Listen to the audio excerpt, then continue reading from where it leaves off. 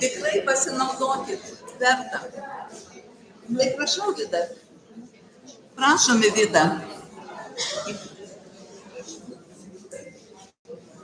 Nesakau visų. Labą dieną, kolegos. Pereitą kartą mes labai džiaugiamės, kad būtent iš Suvalkijos Sūduvos kilo XIX amžiaus antrosios pusės visuomenės ir kultūros veikėjai ir pabrėžiam, kad būtent iš šito krašto labai daug žmonių. Kodėl? Ar ten koks kitas oras, ar kas tenai? Labai daug reikšmės turėjo mokyklos. Žinoma, šita tema apie mokyklas negali būti jums tokia įdomi, kaip pavyzdžiui apie karus, apie revoliucijas, bet teks pakentėti šiandien ir paklausyti kalbos apie mokyklas.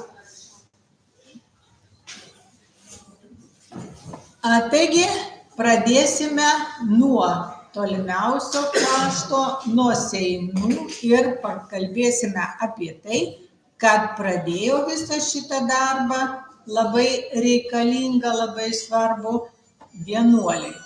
Kodėl? Vienuoliai ne tik tai Seinuose, ne tik tai kokioj nors vienoj Europos valstybėj, vienuoliai visur buvo labiausiai mokyti žmonės ir labiausiai atsidavę tam darbui, kurį jie dirbo. Dėl tos priežasties matome, kad dar 17 amžiuje yra liudijimas, kad 1647 metais vienuoliai buvo mokomi filosofijos. Sunku įsivaizduoti, kad tais laikais buvo galima jau užsiimti tokiomis rimtomis studijomis. Ir filosofija buvo pradėta dėstyti anksčiau negu teologijos dalykai. Atskirai buvo mokomi Seinuose pasauliečiai ir vėlgi pasigėrėkim, kad dar viskas vyksta labai anksti, štai yra 18 amžius ir turim konkretų skaičių 1777 metais mokosi 24 mokiniai. Tai yra nepaprastai daug mokinių, 24 mokiniai ir labai svarbu pažymėti, kad iš jų yra 20 valstiečių vaikai. 1796 metais buvo atidaryta mokykla, kurioje buvo galima įsigyti vidurinį išsilavinimą. Ir pažiūrėkit, mokykloje yra 3 mokytojai. Nu, atrodytų, ojojoj, kiek mažai mokykloje mokytojų, bet jie pajėgus mokyti didelį būrį mokinių, 49 mokiniai. Žinoma, daug kas priklauso švietimo sistemoje, mokyklų padėtyje nuo politinės padėties. Atsimenat, mes kalbėjom apie tai, kad buvo sunaikinta Abiejų tautų respublika, šitos žemės atiteko Prūsijai, vėliau taip pat buvo nauji dalykai, nauji vėjai pūtė, taigi vienuolynas buvo uždarytas. Ir štai apie visus tuos dalykus mes galime pasinaudoti ir pasinaudojo, aišku, labai toli ieškoti nereikia, pasinaudojau knygą. Pasižiūrėkit, kokią knygą. Ir gal galėtumėt pasakyti, iš kur aš tokią knygą galėjau gauti. Yra tarp mūsų labai rūpestingas draugas mūsų ir Bonifacas arba nuotraukomis mūsų paskaitą aprūpina, arba dar ko nors. Taigi labai ačiū Bonifacui, kad paskolino labai reikšmingą knygą. Tikriausiai matote, kad šitą knygą parašė Jonas Totoraitis ir trumpai reikia pasakyti, kas jisai toks, nes jūs pasakysit, kad nelabai aišku, prie ko čia šita knyga ir Jonas Totoraitis. Pažiūrėkit, jisai rašo labai rimtai apie seinus ir būtent šitos žinios, kurias aš šiandien noriu jums pristatyti, yra iš Totoraičio knygos. Taigi, pasižiūrėkim dar kartą šitą knygą. Taigi, jisai rašo, kad Prūsų valdžia po paskutinio padalijimo, abiejų tautų respublikos padalijimo, jis rašo Lenkijos, bet mes jam dovanojam šitą suklydimą ir sakom, kad tai yra abiejų tautų respublika.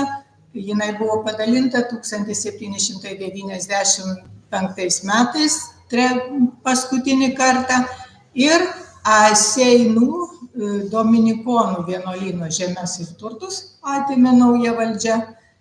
Ir dėl tos priežasties vienuolyno nėra, rūmai tušti, tai pasinaudojo tuo ir buvo įkurtas licėjus. Taip. Toliau, kas toliau? Toliau šitos žemės atitenka Rusijos imperijai ir mokykla, licėjus perkeliamas į kitą miestą. Ir štai licėjus vieno žmogaus, čia pavardė duota, žmogaus tvirtinimu buvo viena geriausių, šita mokykla viena geriausių Vaivadijoje. Kokios tos mokyklos buvo? Žiūrėkit, Seinuose atsiranda mokykla, 4 klasių mokykla, vėliau padidinta iki 6 klasių ir paskutinė klasė turėjo 2 metų kursą. Reiškia, labai rimtai buvo mokomasi ir atkreipkite dėmesį, 800 mokinių. Aš pati sakau šitą skaičių, bet nelabai suvokiu. Kaip galima tais laikais mokykloje turėti 800 mokinių. Mokykla gauna teises ir 1834 metais perkeliama į Suvalkus. Ar Seinuose neliko mokyklos? Buvo įkurta 3-klasė pradinė mokykla ir kurioje mokytojavo labai garsus pedagogas Juozas Kairiūkštis. Ir dar vienas dalykas, šitą mokyklą baigė, pažiūrėkit, 3-klasė mokykla. Ir šitos mokyklos, baigė šitą mokyklą žmonės, turi teisę stoti į kunigų seminariją.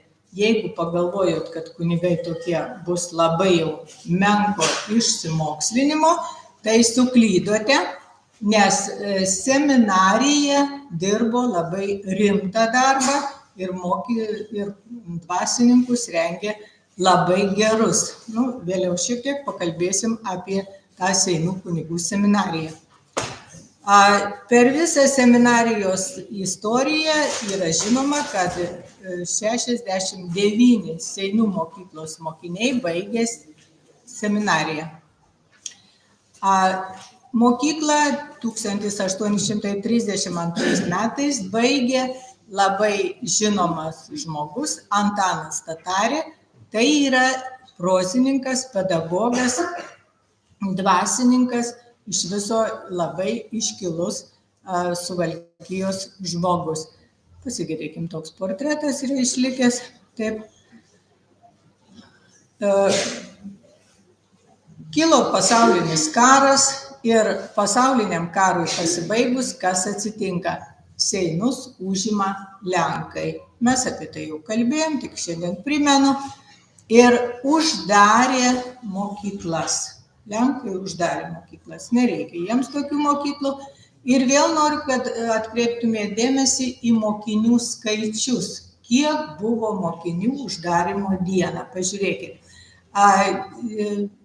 Gimnazijoje 223 mokiniai. Pradžios mokykloje 75 mokiniai. Nu ir ką Lenkai daro toliau? Visus laikraščius, spaustuvės, skaityklas uždaro, naikina viską. Ir pažiūrėkit, ypatingai man kelia tokį baisų pasipiktinimą, kad bendrabučiuose esančios knyginėlių knygos buvo atimtos iš lietuvių Seinuose. Suvalkuose nuo 1839 metų veikia gimnazija ir reikia pažymėti, kad šiek tiek buvo ir moksleivių lietuvių šitoje mokykloje ir netgi buvo dėstoma lietuvių kalba. Pasakyta šiek tiek, vieną savaitinę pamoką, 2 savaitinės pamokos ir buvo skirtos stipendijos. Mes jau kartą kalbėjome apie tai, kad kas turėjo pažymį iš lietuvių kalbos, galėjo tikėtis gauti stipendiją Maskvos arba Peterburgo universitetuose. 1943 metais pastatyta naujas pastatas mokyklai ir mokykloje buvo nustatyta, kad mokytis gali tik tai berniukai, buvo atskirti. Pažymė autoriai su dideliu pasitenkinimu, kad šitą mokyklą yra baigę daug įžymių žmonių, pavyzdžiui, Gustavas Oskaras Aveidė. Mums labai svarbu pažymėti, kad šitas žmogus yra 1863 metų sukilimo veikėjas. Toliau 1905-1907 metais Rusijos imperijoje vyko revoliucija, tai šitas kraštas neliko nuošalyje ir netgi pažiūrėkit, mokykloje vyko streikas 5 metais, mokykloje streikas. Ir galiausiai valdžia pasidarė savo išvadas, kad nebus kaip kitaip, reikia daryti nuolaidų ir leista dėstyti lenkų kalbą. 19 metai vėl keitė padėtį ir atsiranda atskiros berniukams ir mergaitėms mokyklos. Mergaičių gimnazija įdomi tuo, kad už šitoje gimnazijoje mokėsi tokia įžymė, ateityje įžymė ponia. Ir pažiūrėkit, ta mokykla buvo pavadinta Marijos Konopnickos vardu. Ir pažiūrim, kas tai ta Marija. Pažiūrėkit, lenkų poetė, novelistė, kritikė ir taip toliau. Ir įdomu, kad jau tada prasidėjo judėjimas už moters teises. Ir čia tyčia parinkau iš jos biografijos keletą teiginių. Pažiūrėkit, ištekėjusi moteris gimdo 8 vaikus, 1-2 palaidoja ir išsiskiria su vyru ir dėl kokios priežasties išsiskiria. Pažiūrėkit, dabar tai mums atrodytų juokinga, bet tada visai neatrodė, jai nebuvo juokinga, išsiskyrė su vyru dėl to, kad nenorėjo, taip kaip vyras norėjo, kad jinai užsiimtų šeima ir buitimi, tai jinai ką padarė? Metė vyrą, pasiėmė vaikus ir išvažiavo gyventi savarankiškai. 6 vaikus išsivežti gyventi savarankiškai reikia turėti, žinoma, drąsos. Vilkaviškis taip pat turėjo mokyklą. ir 18 amžiaus pabaigoje, kaip mato, 1781 metais 3 mokiniai mokykloje. 3 mokiniai mokykloje, miestiečiai.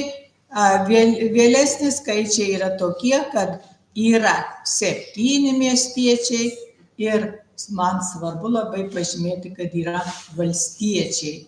Aiškiai orientuojamasi į paprastą žmogų mokykloje taip pat, bet yra irgi toks įdomus dalykas, kad evangelikai turi savo mokyklą, neina į katalikų mokyklą. Ir evangelikų mokykloje, matot, yra nepaprastai didelis skaičius žmonių, mokinių. 30 berniukų ir 24 mergaitės. Tai yra iš tikrųjų nuostabus dalykas. Po karo Vilkaviškyje įsikūrė Žiburio gimnazija ir buvo tokia gera gimnazija, kad jinai buvo perimta valstybės žinion. Šunskuose yra toks kaimas tiesiog Šunskai ir įkurta rusiška mokykla ir vėl mane stebina dideli mokinių skaičiai. Pažiūrėkit, Šunskai. Jie yra žymus tuo, kad tenai įvyko būsimos komunistų partijos kūrėjai susirinko į konferenciją 18 metų vasarą. Taigi tiek mes apie tos Šunskus ir žinom, kaimas. Ir štai kaime įkurta 1867 metais rusiška mokykla, žinoma, rusiška mokykla, ir yra joje 56 berniukai ir 20 mergaičių. Tai yra nepaprastai daug. Ir autorius Totoraitis pažymi, kad nepasitenkinimas rusiška mokykla buvo tik vienoje vietoje, Vištytėje. Buvo nepatenkinti, kad yra rusiška mokykla. Matyt, žmonės susitaikė su esama padėtimi, geriau vaikus leisti mokyklą negu neleisti. Bet Vištytėje, pažiūrėkit, kai tik tai įvedė rusišką tvarką, to jau pat mokinių sumažėjo. Buvo 40 ir liko 9. Kiti sakė, neeisim ir nesimokysim tokioje mokykloje. Ir žinoma, svarbiausia iš mokyklų yra Marijampolės mokykla. Pažiūrėkit, jinai dabar, gražų labai pavadinimą turi.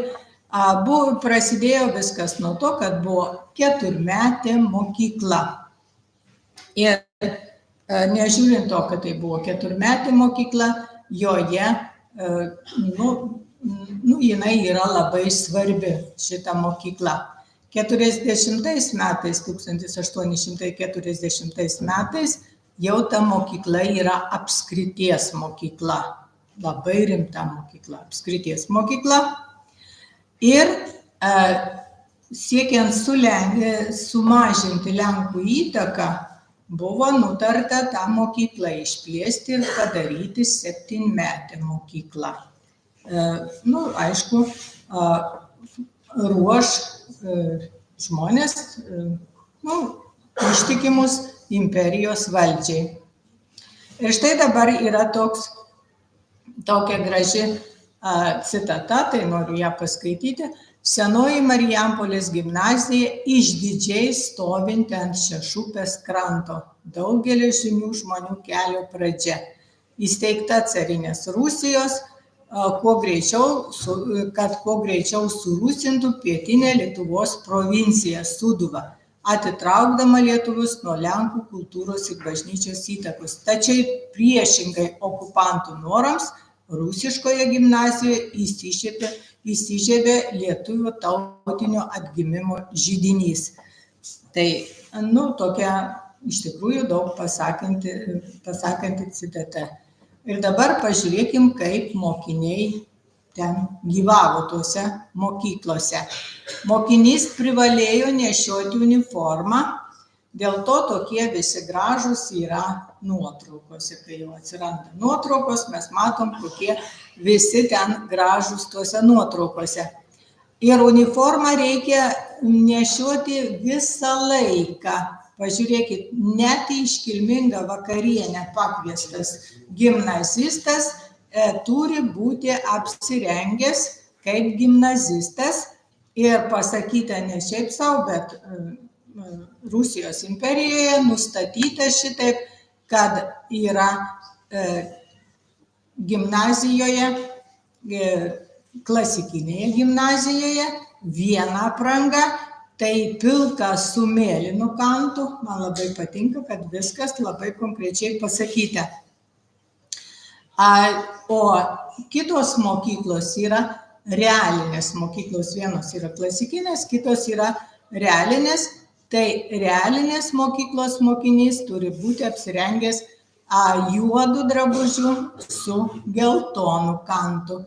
Ir pasakyta, ką reikia: palaidinė, kelnės, diržas su sagtimi ir kepurė.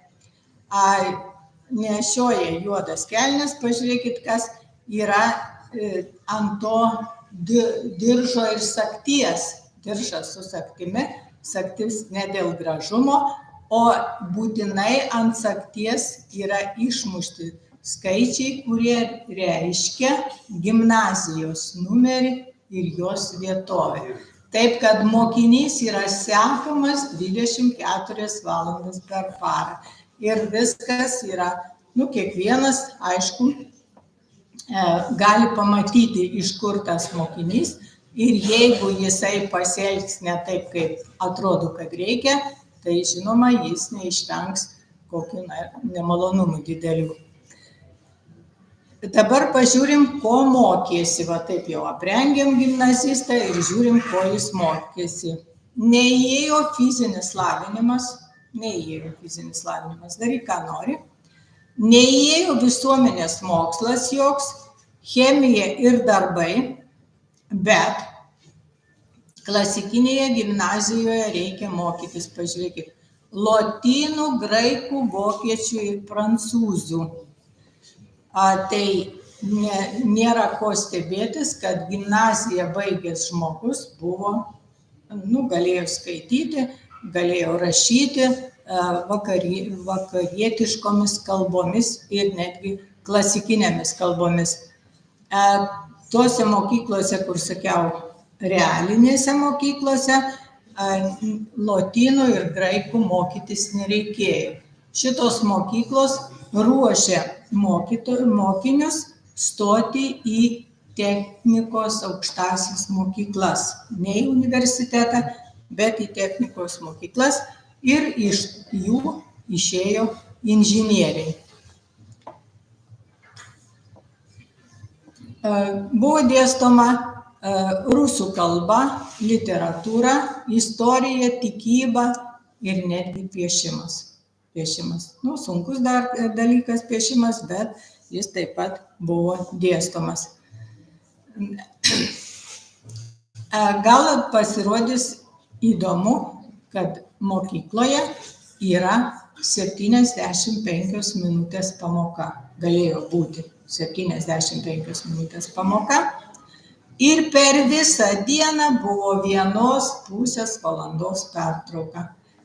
Ir dėl tos priežasties mes neprivalom stebėtis, kaip baigė tik gimnaziją baigęs ar kokią progimnaziją baigęs žmogus yra taip labai mokytas.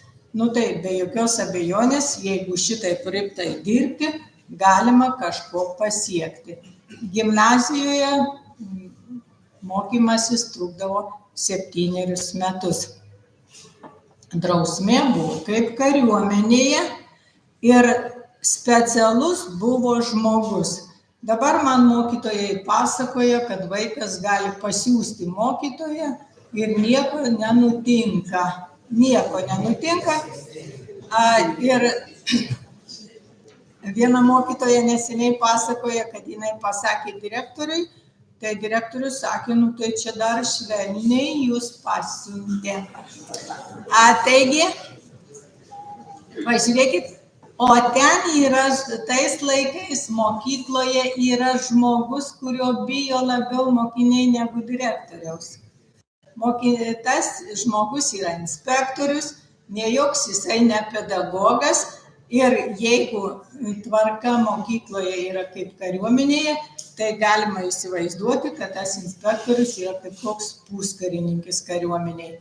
Taigi, nusižengusi galima pastatyti į kampą, nežinau kaip jūs, aš dar stovėjau kampe. Tai buvo, matyt,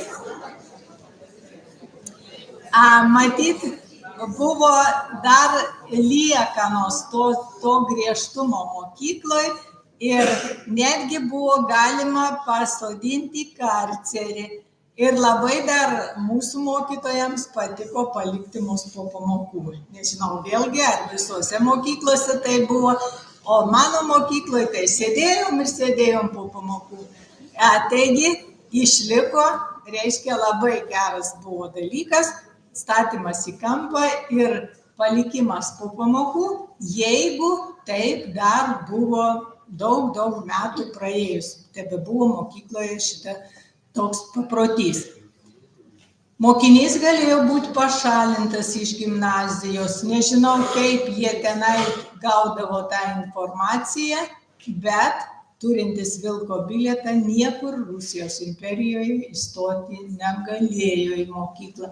Kai kuriuose Europos valstybėse XIX amžiuje atsižvelgdavo į tai, kad Rusijos imperijoje žmogus turi vilko bilietą ir nepriimdavo netgi Europos kai kuriuose mokyklose. Matyt, priklausė nuo to, kokie buvo santykiai tarp tų valstybių ir Rusijos imperijos.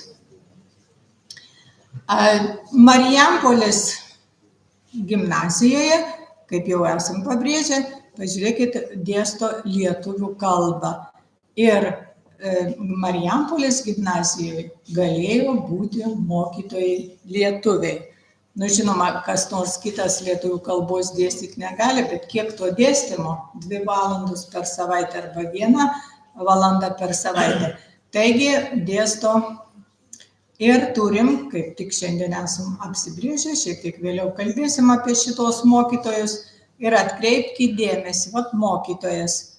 Kiek mokėjo mokytojas, vidurinės mokyklos mokytojas, kiek mokėjo kalbų.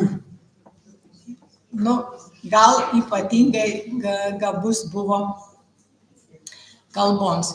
Ir štai šitie mokytojai, pažiūrėkit, 19 amžiaus eina į pabaigą, šitie mokytojai ateina į Marijampolės gimnaziją, šitos 2 pavardės. Mes atskiriam, pagalvojom, čia žymiausi mokytojai, reikia apie juos pakalbėti. Taigi ir dėstė jie lietuvių kalbą ir per juos gimnazistai buvo įtraukti į nacionalinį judėjimą. Ką jie darė? Steigė savišvietos būrelius,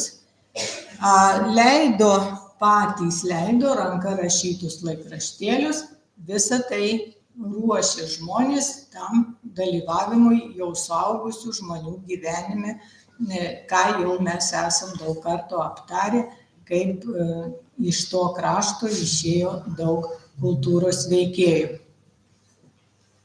Dar XIX amžiaus pabaigoje įkūrė Sietyno draugiją gimnazistai ir gabeno knygas, platino tas knygas, įvairiai puoselėdami lietuvybę. Ir štai yra vienas toks dokumentas, kuris, man atrodo, vertas mūsų dėmesio šiandien. Tiesiog dokumentas 62 metais, pačiame reiškia XIX amžiaus viduryje, išduotas toks pažymėjimas, mokinys baigė 4 klases. Ir pažiūrėkit, ką jisai turi parodyti, baigdamas 4 klases.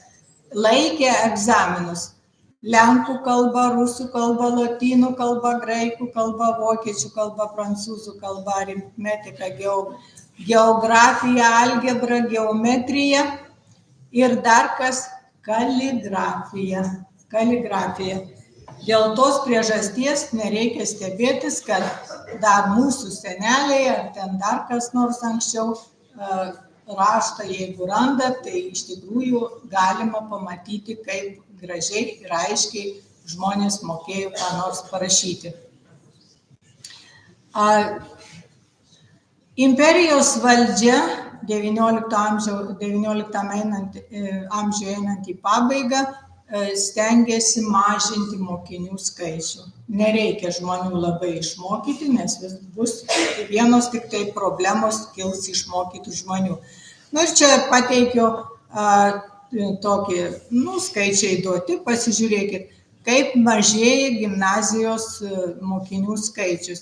500, kitais metais jau 500 nėra, kitais metais dar mažiau ir 1905 metais galiausiai yra 300 mokinių.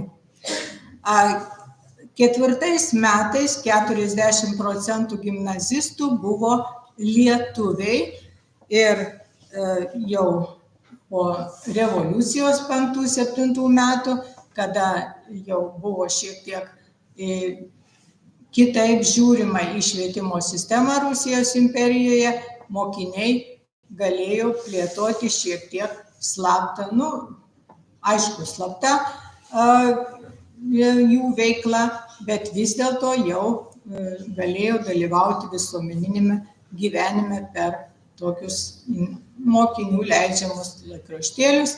Ir dabar gal pasirodys įdomu, kaip turi atrodyti tas žmogus, kuris gali pretenduoti į stipendiją Maskvoje arba Peterburge. Žiūrėkit, turi būti aukso arba bent jau sidabro medaliu baigęs vidurinę mokyklą. Turi būti valstietiškos kilmės, būtinai lietuvis, kilęs iš Suvalkų gubernijos ir turintis gerą pažymį iš lietuvių kalbos. Yra tokie keisti dalykai, jeigu negalima iš viso nieko daryti lietuviškai, Vilniaus ir Kauno gubernijose, tai šitame krašte dėstoma lietuvių kalba ir net reikalaujamas geras pažymys iš lietuvių kalbos.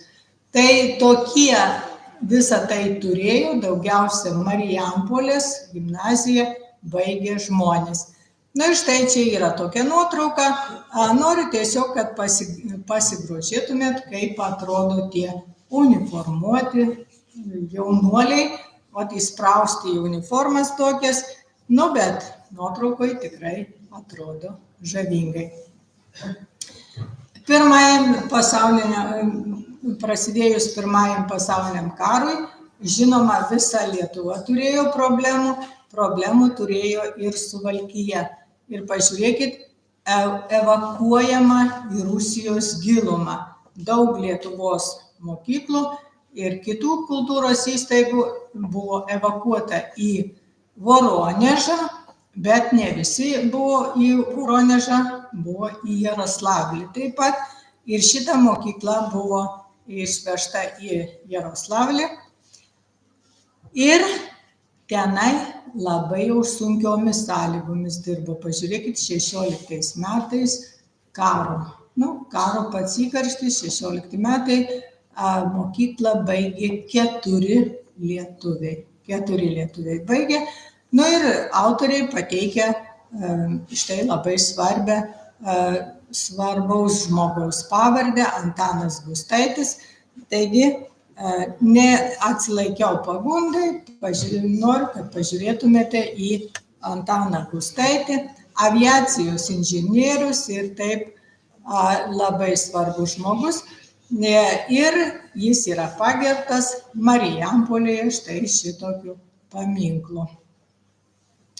20 metais Marijampolės gimnazija suvalstybinta ir gavo Rygiškių Jono vardą. Buvo mišri. 34 metais buvo suskirstyta į berniukų ir mergaičių ir vėliau 40 metai, nauja tvarka, nauji vėjai, vėl gimnazija. Sujungti berniukai ir mergaitės į tą pačią mokyklą. Ir paskui gimnazija pergyveno įvairius tokius dalykus, pavadinimo keitimas, kaip matot, bet dabar vėl viskas grįžo į savo vėžes.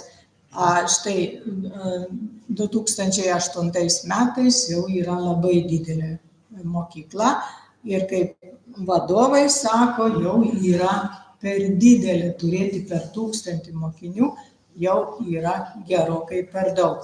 Yra sąrašas, kas nori, gali visada pasižiūrėti, didelis sąrašas labai žymių žmonių baigusių šitą mokyklą.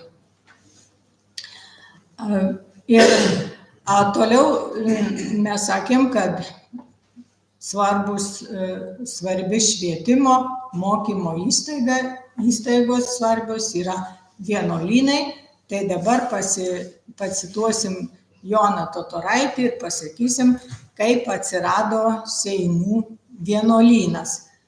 Žiūrėkit, ką jisai rašo. Jurgis Grudzinskis, 2 seniūnijų seniūnas ir Perelono girios girininkas, dėl sapno, ne šiaip savo, dėl sapno, kuriame sapne jis pamatė šventą Jackų, nežinau, kaip jisai ten sapne galėjo pažinti, kas šitas šventasis, bet matyt pažino ir kartu su žmona ėmėsi statyti vienuolyną.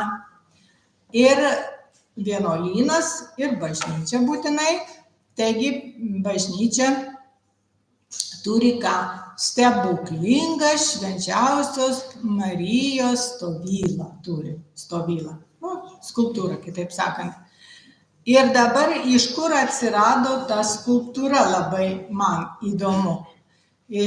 Tai atsirado iš to, kad tas Grudzinskis sapno poveikyje veikdamas nupirko iš liuteronų, kurie naikino paminklus, paveikslus, skulptūras bažnyčioje, nes reformacijos metu buvo padaryta išvada, kad bažnyčioje viso to nereikia, kad iš bažnyčios reikia išmesti visą tai kaip nereikalingus dalykus. Tai ką tas žmogus padarė, tas Jurgis? Jisai nupirko stovylą, ten, jeigu jums nereikia, tai mums reikia. Ir pažiūrėkit, čia reikės įtempti akis ir štai čia, nesakyčiau, kad čia nuotrauka labai jau nusisekusi, bet yra šita stovyla bažnyčioje.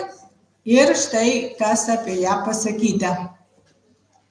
Jie atsidaro durelės ir stovyla matosi, kad globoja žmonės, apsiautusi žmonės ir sako, kad tokių skulptūrų yra labai mažai išlikusių ir dėl tos priežasties reikia labai džiaugtis, kad yra tokia išsaugota skulptūra. Jinai daro stebuklus, bet stebuklais vieni tiki, kiti ne, bet reikia žinoti, kad kažkam atsitinka pasveikti prie tos skulptūros. Taigi,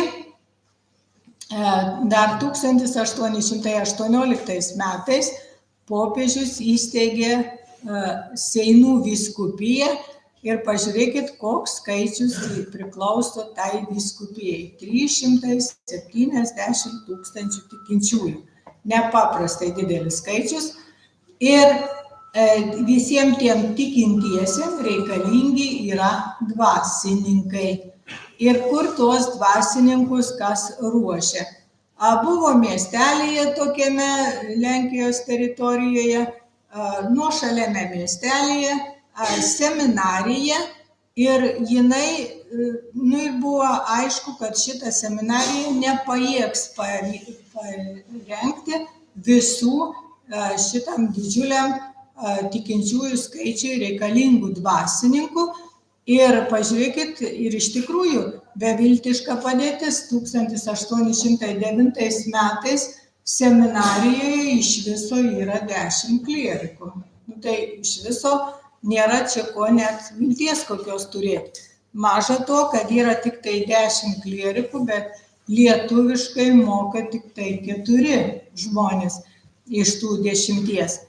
Tai reikia kažką daryti ir 1826 metais įsteigiama seminarija Seinuose. Labai garsi seminarija ir kas ten vyksta mokytis. Pažiūrėkit, iš Marijampolės ir Kalvarijos apskričių vyksta mokytis ir tokiu būdu ir Seinams išėjo į naudą, kad ten atsirado seminarija ir labai svarbu, kad lietuvių nacionaliniam judėjimui taip pat išėjo į naudą. Dauguma klierikų Seinuose buvo lietuviai. Ir dėl tos priežasties išliko lietuvybė šitame krašte, kad kunigai buvo gerai paruošti, mokėjo lietuvių kalbą ir galėjo atlikti savo pareigas labai gerai. Laikui einant, seminarijoje mokėsi tik tai, skaičius mažėjo, o po 1863 metų ta Tikocino dvasinė seminarija buvo prijungta prie Seinų seminarijos ir dėl tos priežasties vėl Seinuose atsirado daugiau klierikų, kas galėjo stoti į seminariją. Į seminariją norint įstoti reikėjo bent 4 klases būti baigusiam. Tai buvo tokia bendra tvarka, bet pasitaikydavo, kad priimdavo ir nebaigusius 4 klases. Tai vėlgi nepagalvokim, kad iš to išeidavo tokie jau neišmokslinti kunigai. Nuotaikos buvo seminarijoje tokios tautiškos ir pažiūrėkit, seminaristai susigalvojo giedoti ištrauką iš Adomo Mickevičiaus Pono Tado. Pažiūrėkit, tėvynė Lietuva, tu kaip sveikata. Labai, mano akimis žiūrint, aukštas įvertinimas tėvynės. Seminarijoje jau 29 metais buvo 25 auklėtiniai, iš jų gal tik tai 4 ar 5 buvo lenkai, visi kiti buvo lietuviai. Ir tokiu būdu, ir pažiūrėkim, ką jie ten veikia, tie klierikai. 4 arba vėliau 5 metus studijuodami, žiūrėkit, kas 2 metai dėstoma filosofija, 2 metus. Dėstomi gamtos mokslai, geografija, sociologija. Man visada atrodė, kad sociologija yra naujas dalykas, o pasirodo visai nenaujas, yra 19 amžiuje dėstoma sociologija, istorija, lotynų kalba. Ir tokiu būdu tas žmogus, kuris pasiryžęs tapti dvasininku, gauna labai gerą išsimokslinimą. Ir 62 metais vyskupas Lubienskis norėjo įvykdyti reformą ir reikalavo, kad filosofija būtų daugiau dėstoma ir teologijos dalykų daugiau. Žodžiu, ir buvo tokia, pažiūrėkit, tokia nuomonė. Seminarijos rektorius 64 metais rašo vyriausybei, kad reikėtų įgyvendinti tai, ką siūlo vyskupas, ir tada gimnazija gautų patį, tai yra seminarija, gautų aukščiausią lygį. Bet nebuvo pinigų, nebuvo paruoštų profesorių ir svarbiausia, nebuvo valdžios palankumo. Nieko neįvyko ir 1905-1907 metų revoliucija pakeitė padėtį ir pažiūrėkit, atsirado taip, kad nutarta mokyti 6 metus ir įvestas lietuvių kalbos mokymas ir lietuvių kalbą dėsto labai žymus mokytojas. Pedagogas ir įsteigta daug įvairių tokių dalykų. Štai, sakykime, šitas mokytojas Juozas Laukaitis ir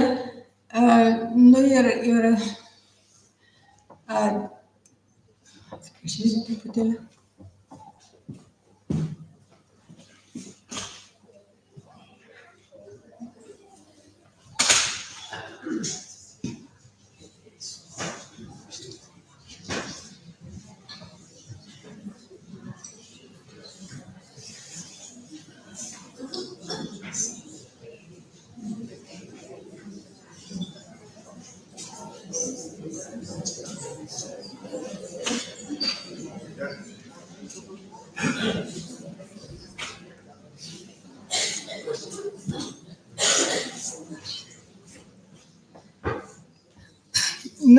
Tokią pasakoja Totoraitis tokį įdomų dalyką, kaip kartą klierikai gelbėjo, atsiprašau, prašom pradėti rodyti filmą, aš gal pailsėsiu.